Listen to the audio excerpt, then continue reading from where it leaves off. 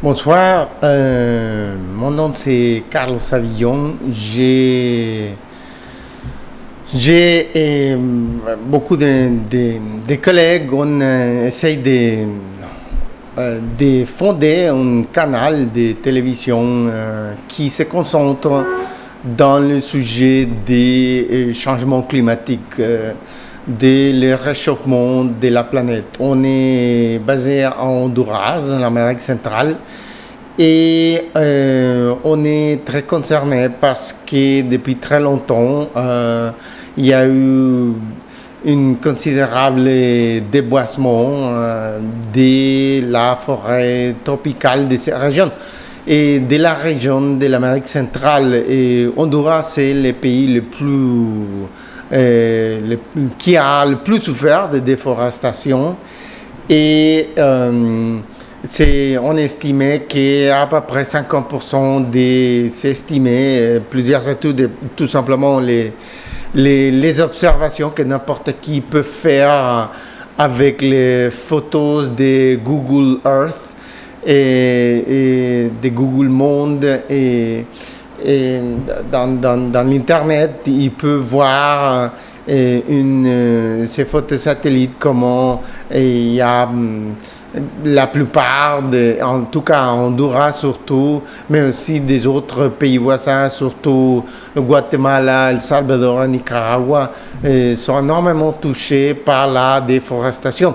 Évidemment, la déforestation a un effet très négatif sur le réchauffement de la planète, sur l'augmentation de la température globale, parce que les forêts en général, mais surtout les forêts tropicales, ils sont capables de fixer, d'espèces d'absorber les dioxydes de carbone, que c'est les gaz à effet de serre le plus problématique, les plus menaçantes, parce que ce qui est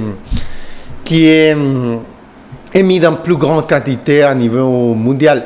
Alors, c'est une situation vraiment dramatique. Honduras et la région de l'Amérique centrale s'est déclaré récemment en 2010 cette conférence au Danemark sur les changements climatiques a classifié Honduras avec deux autres pays du monde comme celui qui est plus au risque pour les anomalies violentes qui de plus en plus prennent la nature, sécheresse plus dure, de plus en plus, des ouragans, aussi des pluies diluviennes qui de plus en plus touchent, détruisent la production agricole, détruisent les maisons, surtout des personnes les plus démunies dans ce pays, les paysans, et tuent énormément de gens. Le dernier grand ouragan en 1998, Honduras a tué comme 14 000 personnes et en Nicaragua a tué comme 10 000. C'était l'ouragan Mitch. Et des pistons, même des pluies normales, ils font de plus en plus de ravages dans tous les aspects. Mais aussi les sécheresses deviennent de plus en plus fortes. Alors, c'est des situations qu'on voit partout dans le monde, des fluctuations plus violentes de la nature. Et, sont en train de, justement, il y a quelques jours aux États-Unis, on a vu des tornades, des fortes ventes au centre du pays qui ont été plus meurtriers que n'importe quel autre depuis 1925.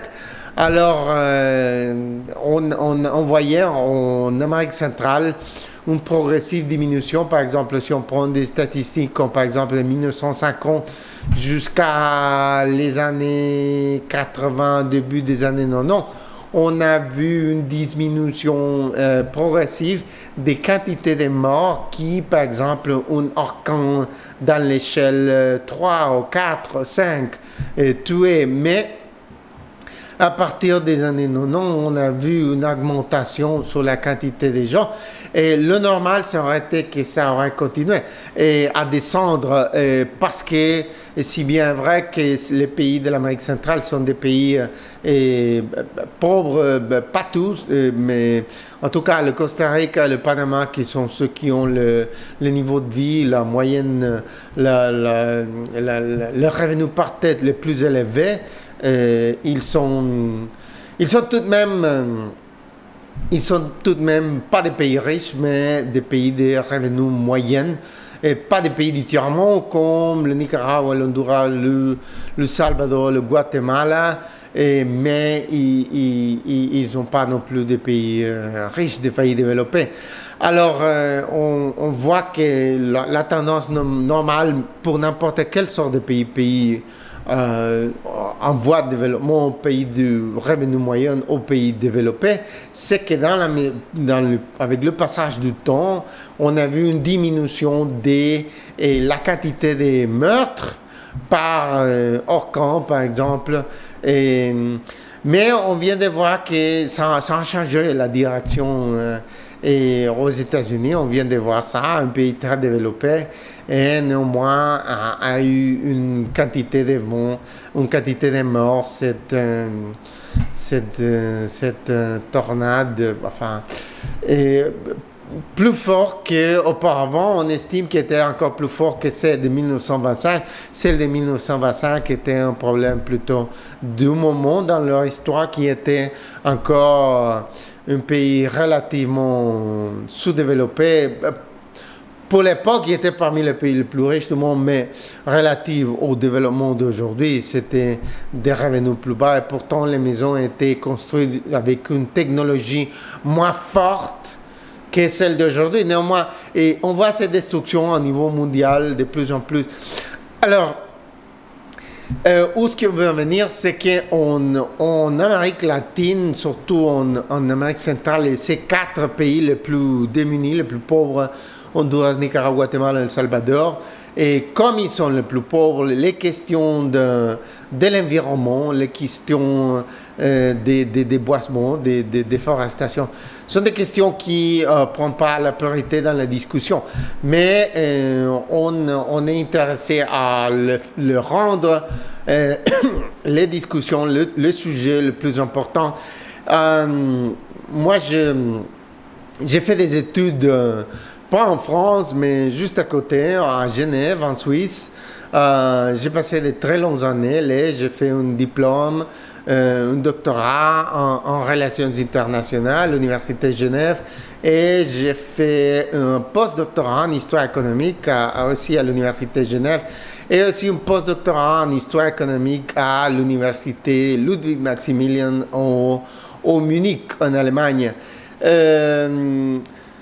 On a fait des énormes études. Moi, j'ai aussi publié 3 livres en New York avec des très prestigieuses maisons d'édition académiques dans le sujet plutôt des économies, croissance économique. J'ai développé de nouvelles idées sur des nouvelles concepts sur politiques économiques qui pas seulement sont capables d'accélérer les taux de croissance économique considérablement, mais aussi le faire d'une façon qu'il n'y a pas aucune ou presque aucun dommage pour l'environnement. Alors, on veut changer la dynamique de la discussion politique en Amérique centrale. Et pour ça, on a besoin de développer une chaîne de télé qui se concentre ça serait la chaîne du changement climatique. Bien sûr, en notre discours, notre programme, ils seront en espagnol, c'est la langue locale. Mais on va poster, on va être en Internet et on attend, on espère qu'il y en aura des gens en France, en Europe, au Québec, en Belgique, aux États-Unis et partout dans le monde où il y a une prise de conscience environnementale et surtout du changement climatique. Et on espère qu'ils vont nous aider. Alors, où est-ce qu'on veut en venir, c'est qu'on a une grande capacité pour changer la dynamique de la discussion. Moi, j'ai aussi fait 3 licences en économie, en droit et en philosophie. J'ai fait chacune de mes études dans la moitié du temps normal. J'ai battu le record dans l'histoire de l'Université de Genève à faire un diplôme, un doctorat dans la plus courte quantité de temps. Le normal, c'est 5 ans au plus, la maîtrise et le diplôme et le doctorat, mais je fais tout en 2 ans et je fais même le double des cours qu'on me demandait en montant le livre, parce que les cours étaient en anglais, j'ai appris le français et l'allemand. Alors, on va faire pause et après, on va continuer à vous présenter ces nouvelles idées qu'on a sur comment accélérer les taux de croissance de la France, de la Belgique, du Québec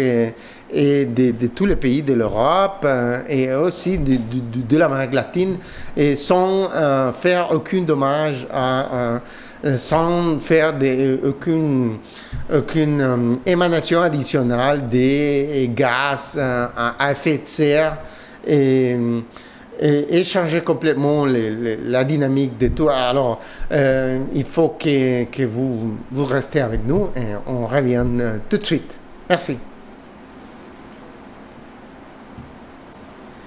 Alors, moi, je suis retourné en Honduras il y a 3 ans à peu près. Et puis de ce moment-là, j'étais pendant 1 année, 2 années à peu près, j'étais professeur d'économie dans une université privée. Et c'est bien vrai que ça me plaît, l'enseignement, mais j'ai une plus grande passion pour la télé, pour enseigner à travers la télé. Et j'ai développé on a développé des nouvelles techniques, des didactiques qui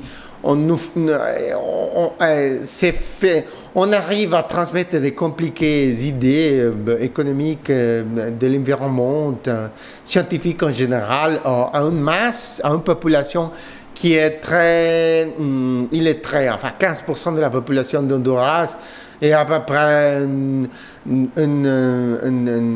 à peu près une quantité similaire des gens dans l'Amérique centrale ne peuvent pas lire et écrire.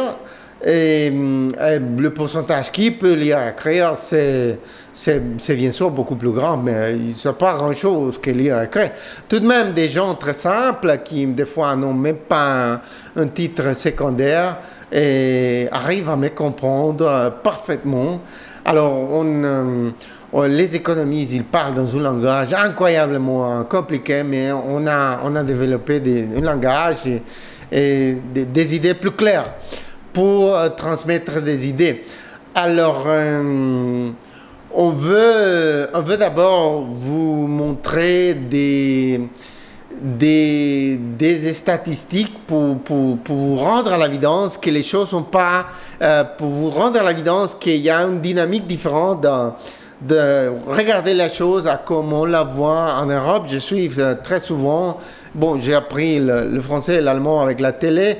Alors, je continue à suivre depuis l'Honduras, parce qu'il y a des chaînes en français ici, et puis en allemand, et on continue à suivre la discussion, surtout politique, dans les 2 pays. Et on voit que les débats sur l'environnement est très souvent lié au coût c'est ce qui va coûter, par exemple, les kilowatts par heure. Et on dit le vent, l'énergie éolique ou l'énergie solaire photovoltaïque n'est pas concurrentielle avec le gaz naturel ou le nucléaire ou même le pétrole ou le charbon.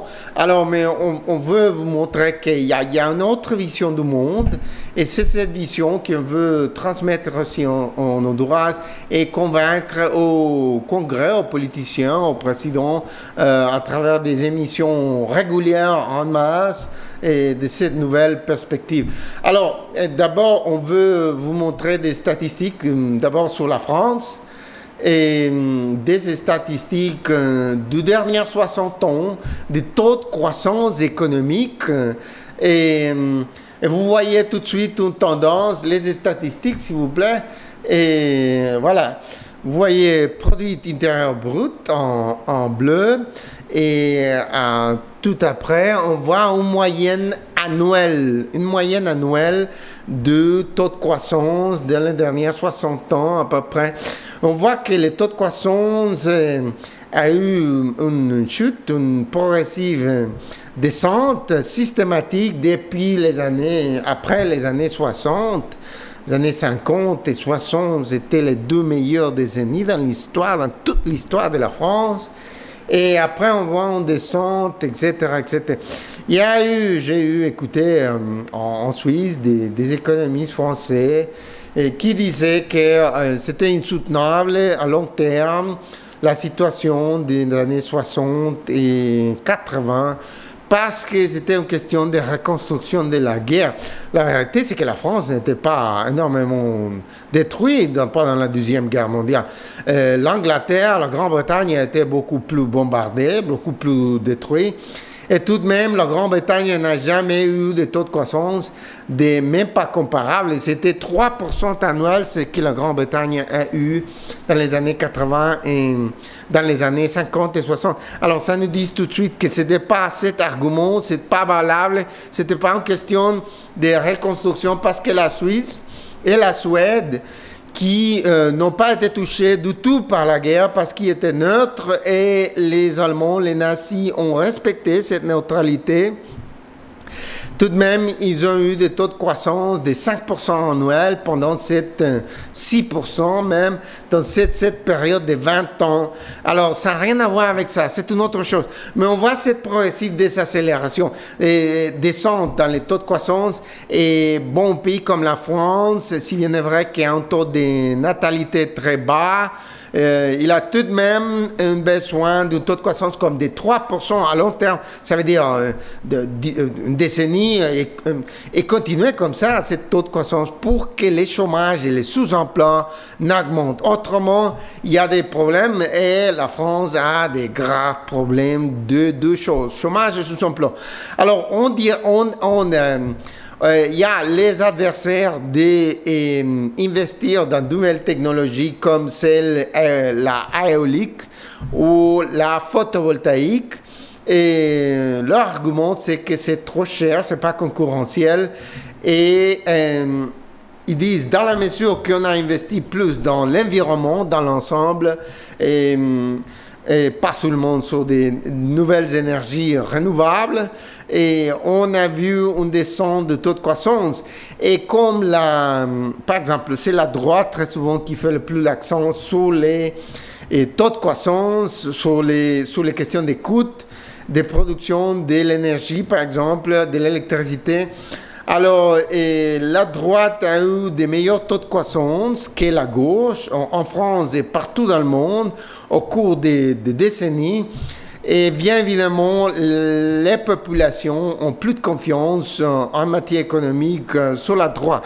Alors, on veut juste montrer des autres pays. On veut d'abord de toute l'Europe de l'Ouest. On veut montrer les statistiques qui suivent de toute l'Europe de l'Ouest.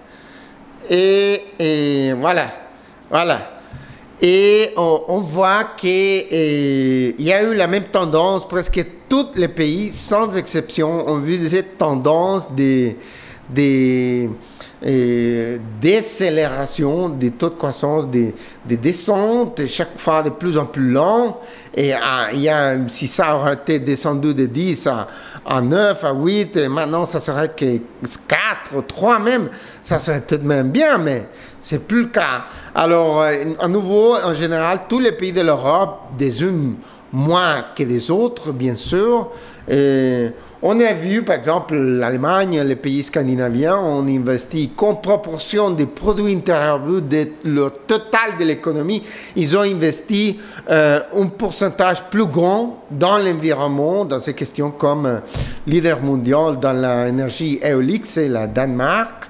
Et deuxième position, c'est l'Allemagne. Et en première position en technologie photovoltaïque dans le monde, c'est l'Allemagne. Alors, et la France a un numéro un nucléaire, mais c'est trop risqué. On vient de le voir avec Fukushima au Japon. Et il faut reconsidérer toute cette vision.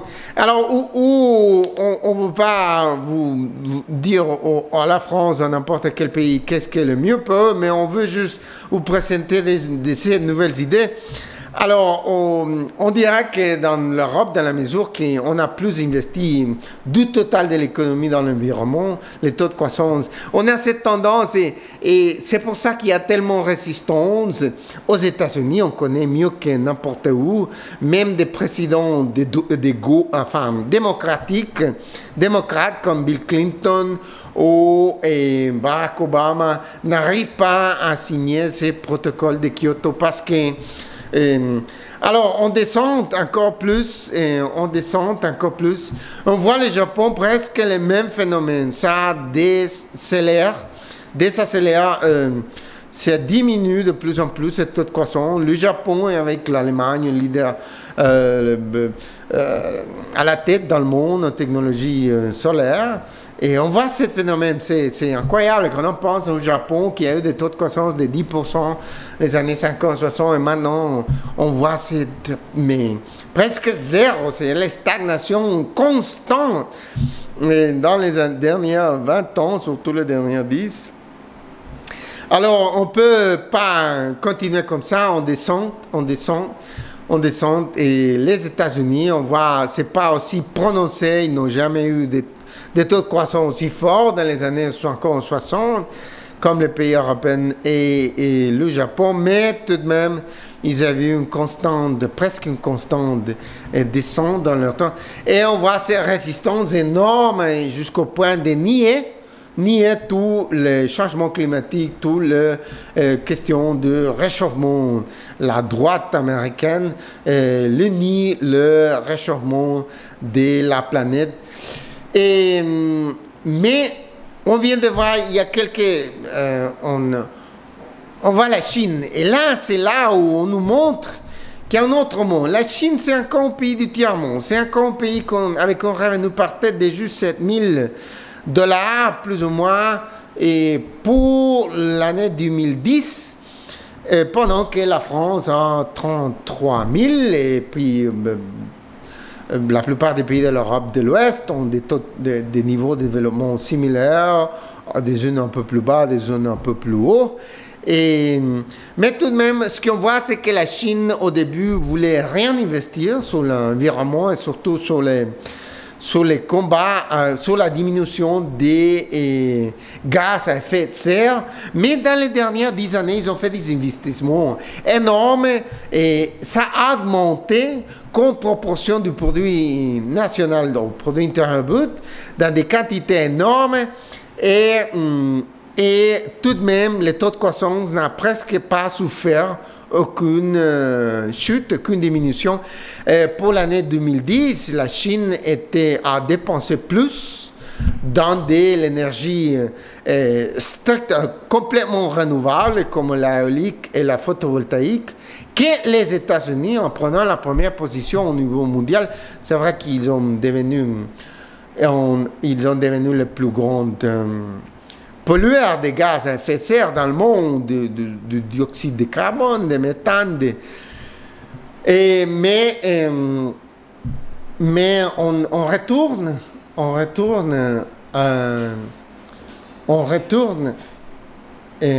on retourne et oui, mais on voit que les choses ont changé. Bon, on fait une petite pause ici et on retourne tout de suite.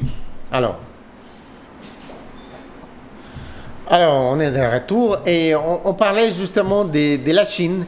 Alors, au début, en 1992, au Rio de Janeiro, quand le monde s'est pour la première fois réuni pour parler sur le réchauffement de la planète, et on a sorti cette idée que les pays en voie de développement, surtout les plus démunis comme l'Inde, la Chine, etc., ils n'allaient pas faire des investissements à réduire les émissions des dioxydes de carbone, des méthane, de ozone, ou de l'oxyde nitreuse, ou des chlorofluorocarbons. Bon, chlorofluorocarbons sont aussi dans une autre traité.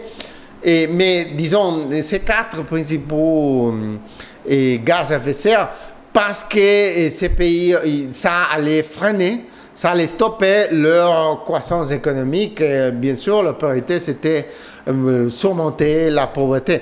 Alors, en général, il y a une idée générale dans tous les pays que ces massifs investissements dans ces énergies renouvelables va causer que les taux de croissance, que ce soit en pays développés, en revenu moyen ou sous-développés, ça va ralentir, ça va diminuer ces taux de croissance et tous les pays ont besoin des taux de croissance beaucoup plus forts qu'ils ont eu dans les années, plus ou moins depuis les années 80.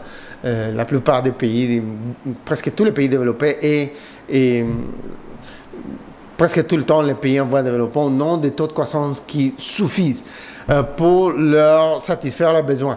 Alors, il y a cette idée, mais la Chine vient de démonter l'idée principale et surtout l'idée que les pays en voie de développement ne doivent pas faire aucun effort parce que ça va freiner. Disons par exemple ici en Amérique latine, on a des pays qui n'ont jamais eu de taux de croissance comme celle de pays de l'Est asiatique.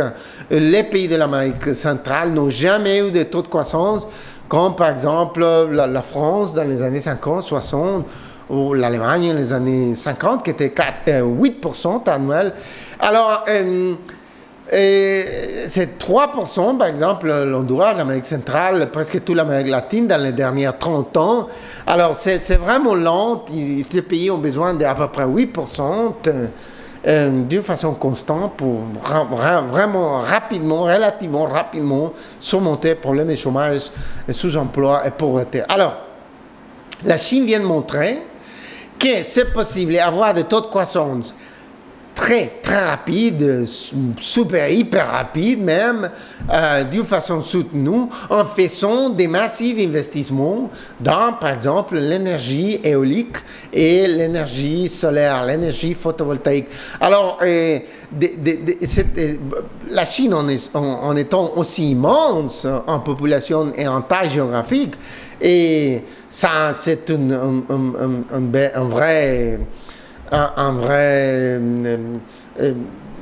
poignée dans la gueule pour tous ceux qui ont dit dans les pays en voie de développement et dans les pays les plus développés que c'est une limitation, que c'est comme un poids lourd qui va nous entraîner au fond de mer et si on fait ces investissements. Alors ça n'a rien à voir, tout simplement il n'y a pas une corrélation, il n'y a pas un parallélisme.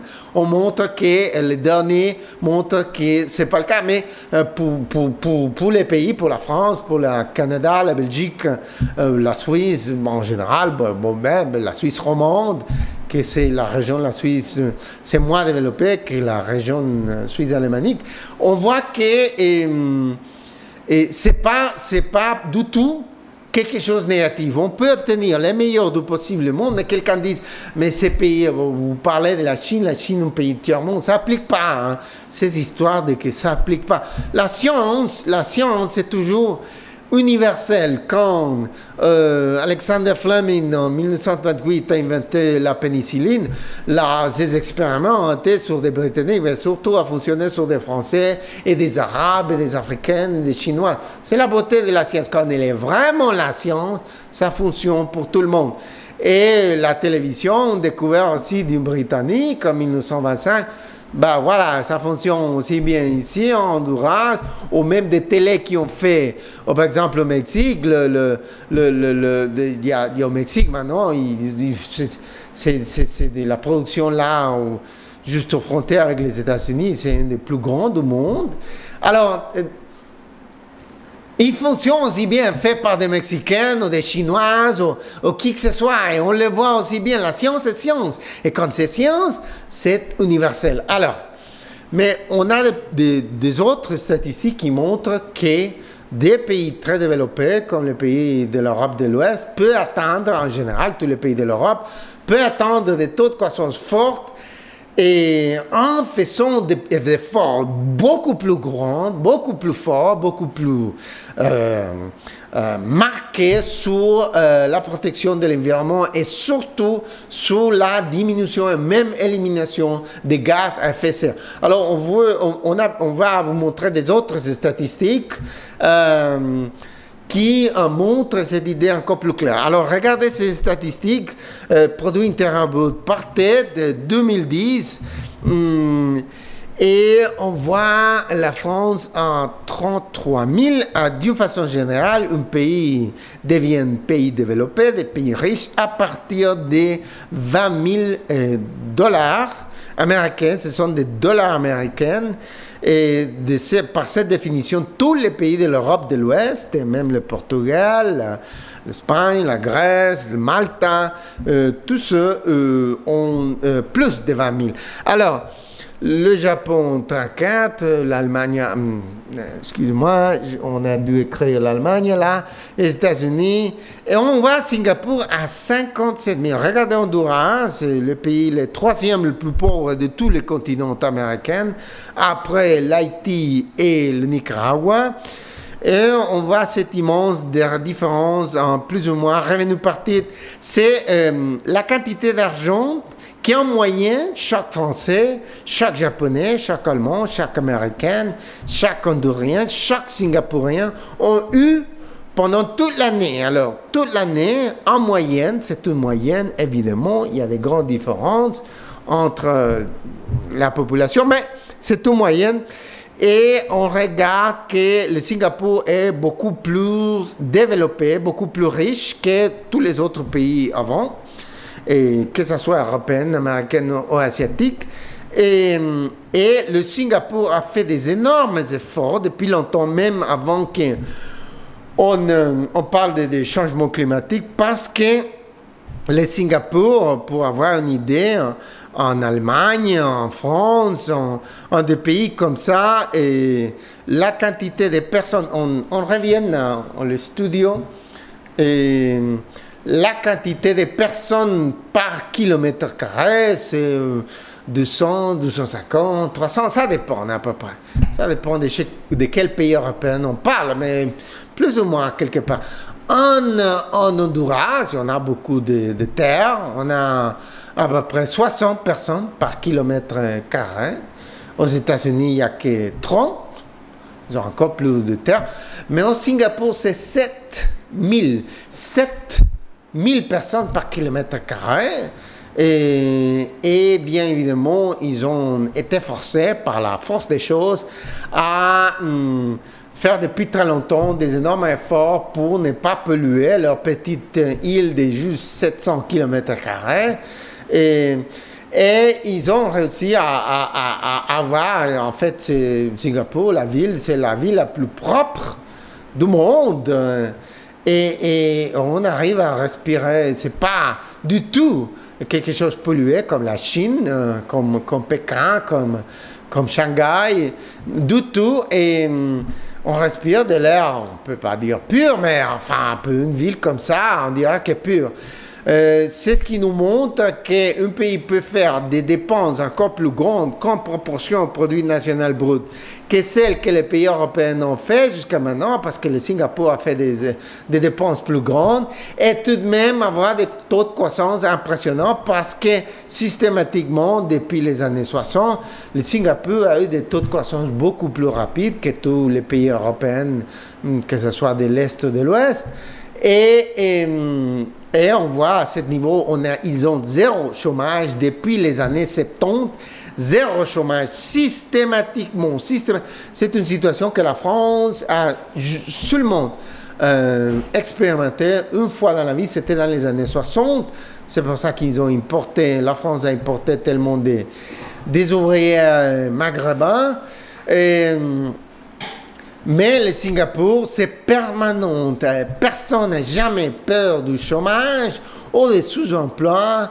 Et 30% de la population sont étrangers avec un permis valable. C'est pas, bien sûr qu'il y a des gens au noir là, mais l'immense majorité a un permis valable qu'ils l'ont obtenu même de leur pays d'origine, la Malaisie, l'Indonésie, par la plupart. Et alors, impossible d'obtenir le meilleur du possible monde. Et normalement, forte protection de l'environnement avec d'autres taux de croissance forts et niveaux de richesse beaucoup plus élevés qu'ils ont les pays de l'Europe de l'Ouest ou de l'Amérique du Nord. Alors, on fait une petite pause ici et après, on continue.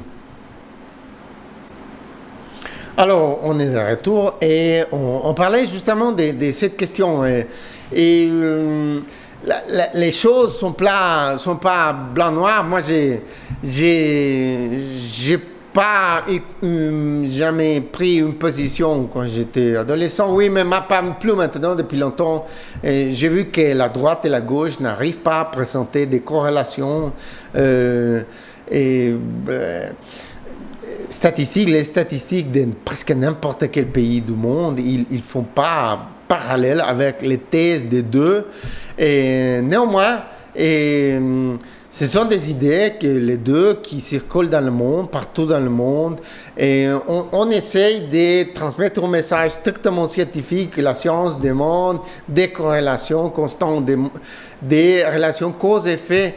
Il n'y a pas. Et la droite, néanmoins, qu'ils ont meilleure histoire en ce qui concerne des taux de croissance que la gauche partout dans le monde. Néanmoins, ils ont tort. Un pays, les taux de croissance ne deviennent plus longs s'ils investissent plus, ou même beaucoup, ou même énorme, dans l'environnement. Et surtout dans la diminution des gaz à effet de serre. Il n'y a pas une corrélation. Et la gauche a aussi doit laisser tomber un peu ces idées de redistribution parce que ça n'accélère pas les taux de croissance et divague l'attention des choses énormément importantes comme c'est le problème de l'environnement, du changement climatique.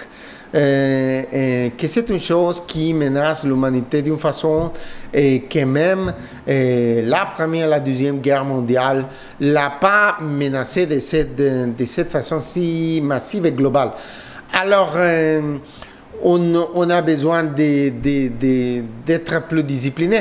Ici, en Honduras, comme je vous ai dit, il n'y a même pas une discussion sur le sujet. Mais on est capable de changer la direction des discussions parce que dans les 3 dernières années, on l'a fait. Mais avant de passer à ça, on veut continuer à vous montrer comment est-ce que des pays encore plus développés que celles de l'Europe de l'Ouest peuvent atteindre des taux de croissance, mais spectaculaires, des choses incroyables. Alors, on voit on vous montrer les prochaines statistiques et on veut vous montrer ces statistiques et regardez produit intérieur brut. Ça, c'est juste les taux de croissance de l'année 2010. Hein? Ce n'est pas un niveau de richesse ou produit intérieur brut par tête. Non, c'est juste les taux de croissance que ces pays ont eu dans l'année passée. Dans l'année 2010. Alors, regardez, c'était une année étonnant qu'il y a eu une récession, une dure contraction en 2009. On s'attendait à des taux de croissance forts. Mais non, les pays de l'Europe de l'Ouest, des États-Unis, le Canada, le Japon, rien du tout.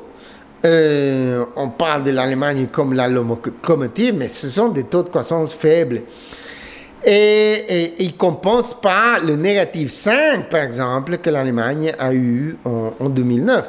Et le même pour la France, ça ne compense pas la dure récession de 2009. Alors, regardez le Singapour, 14,7, presque 15% annuel.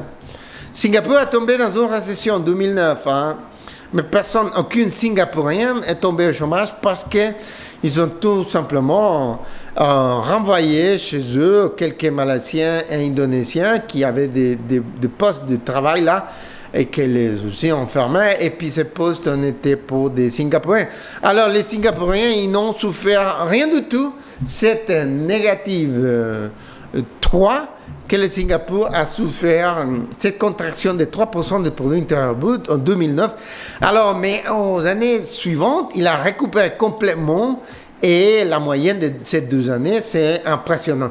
Regardez, un pays beaucoup plus développé et qui protège l'environnement encore plus que les pays de l'Europe de l'Ouest, et ils ont des taux de croissance qu'aucun pays de l'Amérique latine, presque aucun pays de l'Afrique, soit du Nord, de subsaharienne, ont eu en 2010. Alors, vous voyez, ce n'est pas une question de qu'un pays pauvre a plus de besoins et pourtant il peut avoir une croissance plus forte. C'est un argument qui n'a pas une base scientifique. Les statistiques, ni en l'année 2010, ni dans aucun moment de l'histoire, dans les dernières 100 ans par exemple, ont présenté une corrélation. Ce sont des idées qui sortent de nulle part. Quelqu'un qui est censé être très crédible commence à le dire, après tous les autres, qui évidemment sont moins intelligents, commencent à la répéter comme les animaux qui suivent l'animal alpha, même s'il n'y a pas aucune raison logique. Alors, on retourne à l'étude et on voit ces situations. Alors, un pays n'a pas besoin d'être pauvre pour avoir une croissance forte, et il n'a pas besoin de s'abstenir de protéger l'environnement et lutter avec énorme détermination contre les changements climatiques parce qu'il est en voie de développement.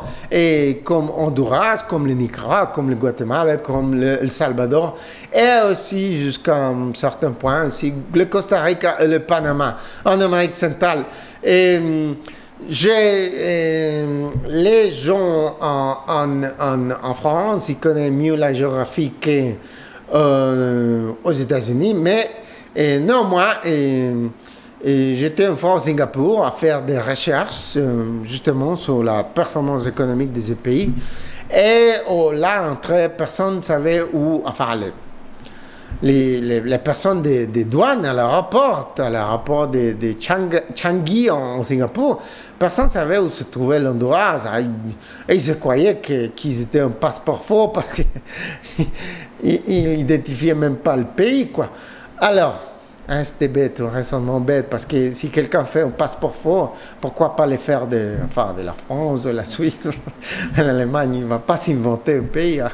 Mais bon, quoi que ce soit, le fait c'est que c'est ce qu'ils ont cru. Et alors, on veut vous montrer des photos où est-ce qu'on se trouve en Amérique latine. On se trouve justement au milieu du continent américain, juste entre les deux masses de l'Amérique du Nord et l'Amérique du Sud. Et les photos, s'il vous plaît, les photos. Et alors on voit, ce sont à peu près ces 7 pays. Et il y a les Belize, on ne va pas essayer de transformer la mentalité des gens au Belize parce que là, ils ont été une ex-colonie britannique et ils parlent anglais. Alors, nous, diffusion, on attend les faits en espagnol et c'est la langue du Guatemala, El Salvador, Honduras, Nicaragua, Costa Rica et Panama, tous des colonies de l'Espagne pendant plus de 300 ans. Alors, c'est une petite morceau de terre entre les deux grands morceaux de terre dans le continent américain. Et on veut vous montrer des photos des photos des forêts des Honduras et l'Amérique centrale. On les voit et ils sont très... Et on vous montre ce qui reste. Hein. C'est comme la moitié de tous les forêts quand les Espagnols ont débarqué pour la première fois au début du XVIe siècle, pour être précis, en Honduras dans l'année 1502. Et on a alors on va faire une petite pause et après on revient. Et alors on s'arrête ici. Alors on est à retour et on était en train de vous montrer des photos, montrer des photos des forêts tropicales dans ces régions du monde, de l'Amérique centrale, parce que ces forêts sont beaucoup plus importantes que les forêts de n'importe quelle autre région du monde, parce que c'est plus dense, la végétation, alors la production d'oxygène et la captation des dioxydes de carbone et de ces terribles gaz à effet de serre, c'est plus grand et aussi parce que ça, c'est plus ou moins la meilleure pharmacie du monde. Et à peu près 50% de tous les produits pharmaceutiques dans le monde sont dérivés des plantes et jusqu'à certains points aussi des animaux. Et il y a la biodiversité, la quantité d'espèces de plantes et animaux dans ces régions tropicales du monde. C'est les régions tropicales couvrent juste 6% de toute la planète, mais ils représentent plus de 50% du total des espèces, des plantes et des animaux. Et il y a un énorme potentiel pour trouver un bon jour, j'espère prochainement, un vaccin ou une cure définitive contre le cancer ou l'arthrose ou le diabète ou la diabète ou le Parkinson's, ou l'Alzheimer, ou le sida, ou tellement de maladies qu'on ne peut pas soigner jusqu'à maintenant et qu'on arrive qui on pourrait arriver et on ne peut pas, chaque année, à peu près 30 000 espèces de plantes et d'animaux disparaissent pour toujours de la face de cette planète et la plupart de ces destructions se produisent ici, dans les forêts tropicales, que ce soit dans l'Amérique latine, dans l'Afrique du centre, l'Amérique septentrionale, ou au sud-est asiatique, où il y a les forêts tropicales les plus importantes du monde. Alors, la plupart des destructions, ça se fait ici. Et alors, il faut arrêter ça parce que ça contribue en rien à accélérer cette haute croissance économique. On le voit dans les dernières surtout 3 décennies en Amérique centrale. On a vu la plus accélérée destruction des forêts et néanmoins les taux de croissance étaient à peu près 3% annuels. Dans les années 50, 60 et 70, quand la destruction était beaucoup moins lente, disons beaucoup moins grave, les taux de croissance en moyenne de cette 6 pays de l'Amérique centrale étaient de presque 5%. Alors, on voit qu'il n'y a pas aucune corrélation à long terme. Pas seulement ici, en Amérique, mais dans tas d'autres pays, on voit cette absence, ce manque de parallélisme. Alors, c'est pas vrai qu'en déboissant, en éliminant toutes ces forêts, on est en train de manger mieux. C'est faux. C'est faux, tout simplement l'idée, c'est complètement faux. Les statistiques ne soutiennent pas cette thèse. Alors, on est en train de montrer les photos, on veut continuer à montrer les photos. Alors, on continue. Et ce sont des forêts d'Honduras et l'Amérique centrale, c'est ce qui en reste. À peu près 50% en reste. Et on le voit, ils sont très, très, très importants quand on le voit, mais surtout quand on est là, encore plus. Et ce sont des forêts très denses et ils sont très utiles. Il y a énormément de choses utiles là-bas. Mais on regarde cette situation et de plus en plus ils disparaissent. Il faut que, si vous ne me croyez pas, il faut juste aller au Google Earth et vous allez voir que c'est comme moi, plus ou moins, et tellement des autres gens qui ont perdu des grands morceaux de leurs cheveux. Et il n'est pas encore... et c'est ce qui devient cette déforestation massive, cette déboisement atroce, systématique, causée par des petits paysans qui essayent qui brûlent la forêt pour faire de nouveaux espaces pour faire des petites plantations. Et l'autre, c'est des grandes compagnies qui coupent. On estime que la moitié de tous les bois que l'Amérique centrale exporte, c'est exporté illégalement parce que le problème du tiers-monde, que des pots de vin sont à l'ordre du jour dans les douanes, les gens, les policiers, les militaires qui sont censés surveiller tout ça, ils sont facilement corrompubles parce que les salaires sont trop bas. Alors, c'est ce qu'on fait. Bon, la seule façon de régler ce problème, c'est accélérer le plus possible les taux de croissance économique pour faire monter tous les salaires, pour éliminer le chômage. Et simultanément, on peut le faire en changeant la production d'énergie au point où on revient, on voit cette destruction, c'est très fort, très accéléré, c'est très important, cette vue aérienne de la forêt, ici en Amérique centrale, en Amérique latine en général, l'Amazonie, on a vu plus tard de documentaires, je sais que vous avez aussi vu tas de documentaires, mais l'Amérique centrale, on n'est pas aussi... En Europe, aux États-Unis, on ne fait pas autant de documentaires sur cette région, même si elle est presque aussi importante que l'Amazonie. Alors, on retourne. Alors, on voit cette situation. C'est très dramatique. Et c'est très violent aussi, des efforts pour...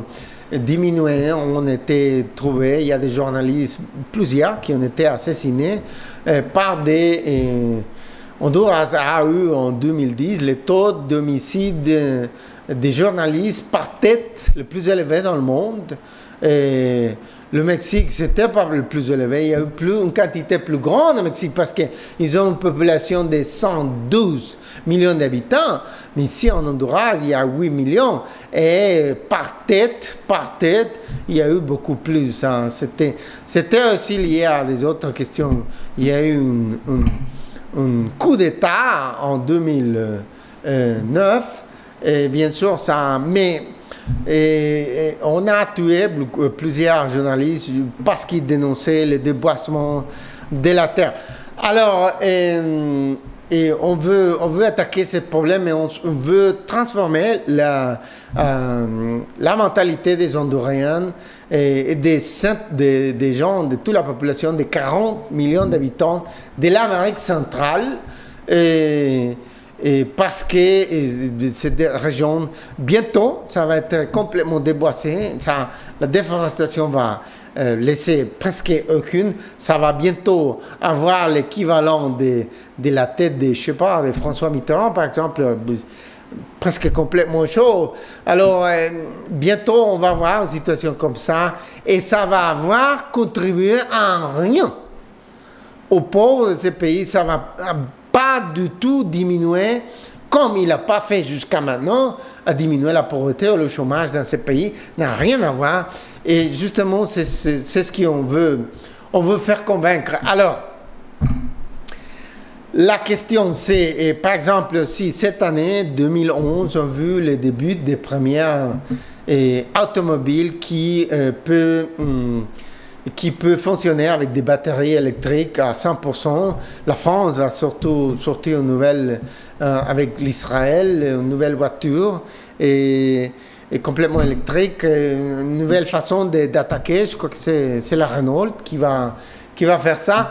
Alors, bien, on applaudit, mais on applaudit ça, mais la question c'est qu'on voit tout de suite, par exemple, la Nissan et le Mitsubishi, qui depuis 2011 ont sorti des nouvelles voitures, 4 portes à peu près pour 4-5 personnes, et ils ont un prix 3 fois plus élevé que la même voiture, parce qu'ils ont utilisé la même structure des autres voitures qui font des sens normales.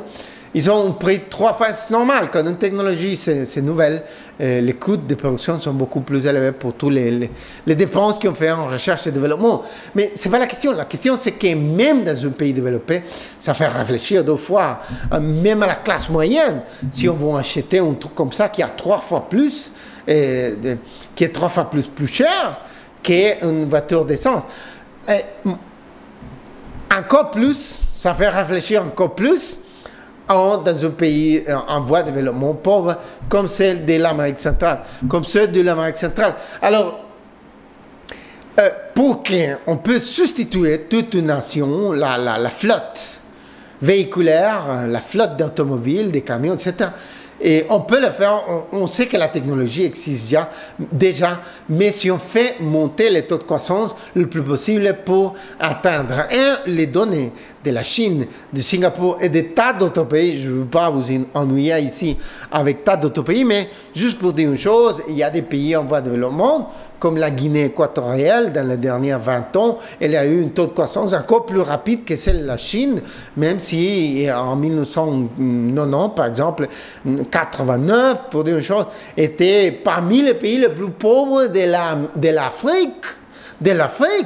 Aujourd'hui, c'est déjà un pays développé presque, bon, en tout cas selon les statistiques de la Banque mondiale, du Fonds monétaire international, de Banque africaine de développement. Et alors, ils ont eu un taux de croissance comme des 16% annuels dans ces 20 ans. Alors, ce qu'on veut dire, c'est que c'est pas une chose culturelle. Les pays, n'importe quel pays peut, c'est ce que les données historiques nous disent, n'importe quel pays peut attendre des données spectaculaires et il n'y a pas besoin de réchauffer le climat, la température mondiale. Il n'y a pas besoin de continuer à faire des grandes émissions de gaz à effet de serre. On peut couper ça complètement, mais on peut accélérer ce taux de croissance et on peut le faire simultanément en diminuant ces gaz à effet de serre. Alors, est-ce que c'est possible pour ces pays? Bon, et que les politiciens vont faire attention à ce qu'ils disent. Bien sûr, je suis revenu en Honduras il y a 3 ans, début de 2008. J'ai passé à peu près 15 ans en Suisse, presque tout le temps à Genève, et une année en Allemagne, à Munich, une année à Londres et une année en Espagne, en île Canaries. Justement, on lisait hier, justement, que dans une de ces 7 îles du archipel des Canaries, l'île du fer, El Hierro, comme il l'appelait en espagnol, à partir de 2013, ils vont éliminer presque complètement leur empreinte des gaz à effet de serre. Jusqu'à maintenant, ils faisaient toute leur électricité avec diesel, et puis ils vont le faire juste avec vent et avec l'eau. Et toute la flotte véhiculaire va rester substituée par des voitures électriques. Et ça va être le morceau de terre dans la planète le plus vert. Alors, je vous assure que ça ne va pas entraîner des coûts, des diminutions. Et s'il y a une diminution dans le taux de croissance, ce n'est pas à cause de ça, c'est une autre variable. C'est ce que les données de tas de pays du monde nous montrent qu'investir plus dans l'environnement ne diminue pas les taux de croissance. Il peut coïncider avec une diminution, mais ce n'est pas à cause de ça, c'est à cause d'une autre variable, d'un autre facteur. Alors, où est-ce qu'on veut venir? Est-ce qu'on se sent capable de transformer la politique de Honduras et l'Amérique centrale? On va vous expliquer tout de suite, après de cette petite pause, pourquoi on a cette capacité, pourquoi on a déjà prouvé avoir la capacité, les arguments et une capacité de persuasion aussi forte qui est capable de transformer la mentalité des politiciens qui ne sont pas du tout intelligents et qui sont incroyablement corrupts. Alors, quand on revient, on vous explique ça. Alors, on veut vous expliquer ça. On est revenu il y a 8 ans, il y a 3 ans, au début de 2008, et on a incursionné pour la première fois. On a débuté dans la télé. On ne l'avait jamais fait. Je me suis passé à faire la recherche scientifique, surtout sur quelle est la cause de la croissance économique, parce que aucune économiste n'a jamais déchiffré ça, jamais. Enfin, si quelqu'un vous raconte quelque chose d'autre, il vous raconte n'importe quoi. Alors, on est revenu et on a incursionné dans la télé. On a commencé à parler et à expliquer comment, par exemple, le Singapour et Hong Kong, c'était un meilleur modèle de développement pour Honduras que les États-Unis, que c'est le pays que tout le monde a dans la tête ici, en ces pays, parce qu'Honduras exporte comme 70%, 70% de toutes ses exportations vers les États-Unis. Bon, c'est un pays qui est important n'importe où dans le monde, mais quand on est situé aussi géographiquement proche d'eux, c'est encore le poids de ces pays, c'est encore plus fort. Bon, alors la question c'est que j'ai répété ça. J'ai maintenant 2 petits programmes. J'ai à peine 2 heures presque par semaine à la télé. Et puis j'ai apparu aussi comme invité dans des autres chaînes de télé en Honduras. Il y a plusieurs. Et jusqu'à maintenant, je n'ai pas arrivé à avoir plus de temps parce que la plupart des chaînes, la quantité de gens qui me regardent, c'est plus élevé que n'importe quel autre programme, même des films de cinéma, même films de cinéma américains, des séries de télé très nouvelles américaines, même ça, on me regarde plus. Mon taux et des gens qui me regardent est beaucoup plus élevé que même le football, que c'est une passion, que c'est une obsession pour les Honduriens. Alors, où ce que je veux venir, c'est que tout le monde fait énormément attention à ce que je dis.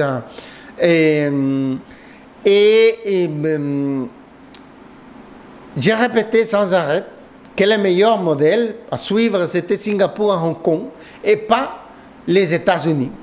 Ou que notre pays, de fois, on fait allusion à des pays comme le Mexique ou le Venezuela, ou tout comme ça, que ce soit la gauche ou la droite. Mais bon, ils s'inspirent un peu sur ces pays. Mais j'ai fait l'accent sur quand j'ai venu ici, personne ne savait même où se situait le Singapour. Je veux dire des politiciens. Je ne parle pas de la population, bien sûr, qui ne sait pas, la plupart ne sait même pas lire et écrire, mais bon, pas la plupart, mais un grand monceau à peine savent lire et écrire. Et la question, c'est que j'ai changé le discours. Et les pays viennent passer, au début de 2011, une loi révolutionnaire, mais révolutionnaire, vraiment révolutionnaire, à tel point qu'ils ont changé 2 articles de la Constitution pour pouvoir faire une chose parce que le changement était trop radical. Ils ont fait, et ils ont passé une loi qui fait des petits morceaux de territoire en Honduras et qui vont être des Singapour, des petits Singapour, qui vont être sous la juridiction, hors de la juridiction du gouvernement hondurien. Pourquoi? Parce que ces gouvernements sont trop corrupts, sont trop incompétents, ineptes. Alors, ils ont dit, on va donner ces morceaux de terre à des gens des pays développés qui sont plus disciplinés pour le travail, disons, plus éduqués, etc., qui n'ont pas corrompu, etc., qui n'ont pas l'habitude de demander de poudre à vent pour n'importe quel effort qui fait une entreprise, par exemple, pour se constituer, ou pour exporter, ou pour n'importe quoi, vont essayer d'imiter la situation qui existe au Singapour, Hong Kong, et qui a existé depuis le moment de l'arrivée des Britanniques qui l'ont constitué comme une colonie. Alors, on va permettre qu'une monnaie différente, comme les dollars américains, circule dans ce territoire. On va permettre qu'une langue différente, c'est la langue officielle, comme l'anglais, par exemple, etc. Et des choses comme ça. Ça va être des juges nommés par des autorités étrangères, qui que ce soit, je sais pas. Peu importe. Le point, c'est que ça veut dire que dans ces morceaux de terre, ils vont plus être capables, les corrupts politiciens honduréens vont être capables de demander des peu de vin, des poudres de vin. Alors, je veux dire, c'est une perte de potentiel argent pour eux. Mais mes arguments ont dépliqué. Je n'ai pas un sou, je n'ai pas d'argent, je suis un scientifique, j'ai fait 7 titres universitaires, chacun la moitié de temps, mais je n'ai pas un sou. Et la recherche scientifique, c'est comme ça. Et le résultat, c'est que je ne peux pas avoir mon propre chaîne de télévision, et je demande aux gens du reste du monde qui nous aident à construire une chaîne de télévision pour nous concentrer sur cette vision parmi laquelle un pays comme les 6 de l'Amérique centrale peut attendre des taux de croissance très forts en faisant une gigantesque protection de l'environnement, une géante augmentation, parce qu'il n'y a presque rien, bon, le Costa Rica et le Panama, un peu, mais il n'y a presque rien dans les autres, protection des forêts surtout, qui sont en train d'être détruites d'une façon accélérée, d'une façon incroyable. Alors, on a changé complètement la dynamique de la discussion. Et les gouvernements a dit en plusieurs reprises qu'ils étaient en train, quand ils essayaient de se justifier de pourquoi faire une loi si radicale, parce qu'il y a eu tellement des opposants des gauches, bien sûr, des gauches, mais aussi de la droite nationaliste qui disent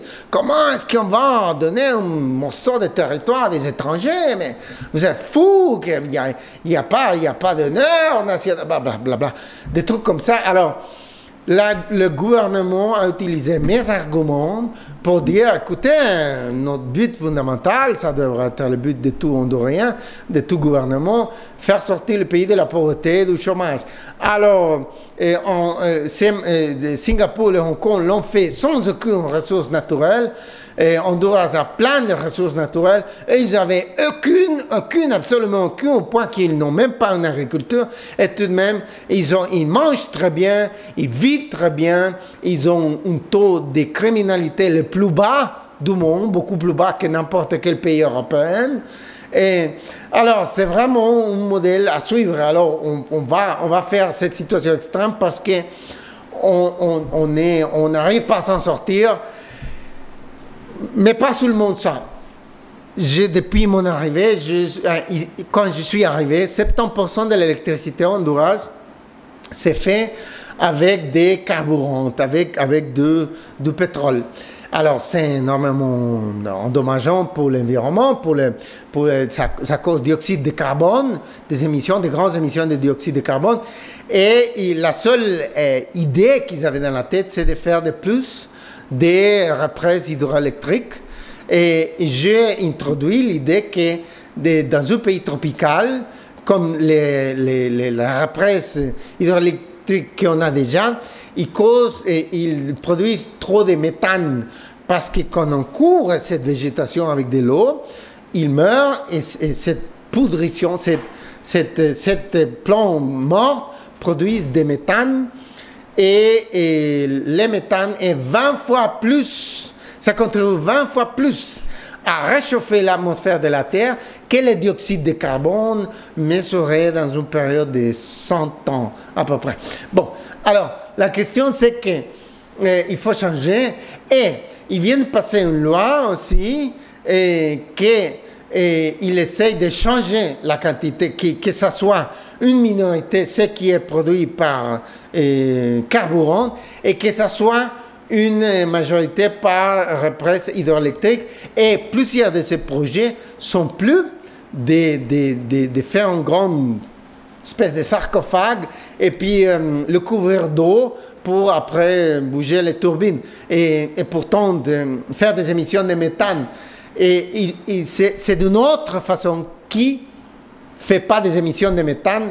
Et ils ont fait aussi le premier parc éolique dans l'histoire d'Honduras. Et avant que j'arrive ici, personne ne parlait d'énergie éolique, d'énergie photovoltaïque ou des problèmes du méthane ou l'élimination.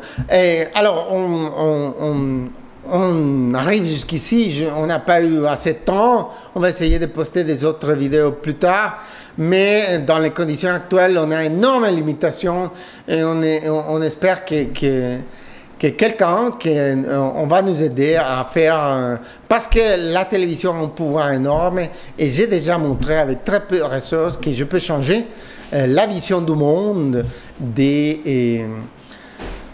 alors, j'espère compter avec votre aide et je vous souhaite le meilleur.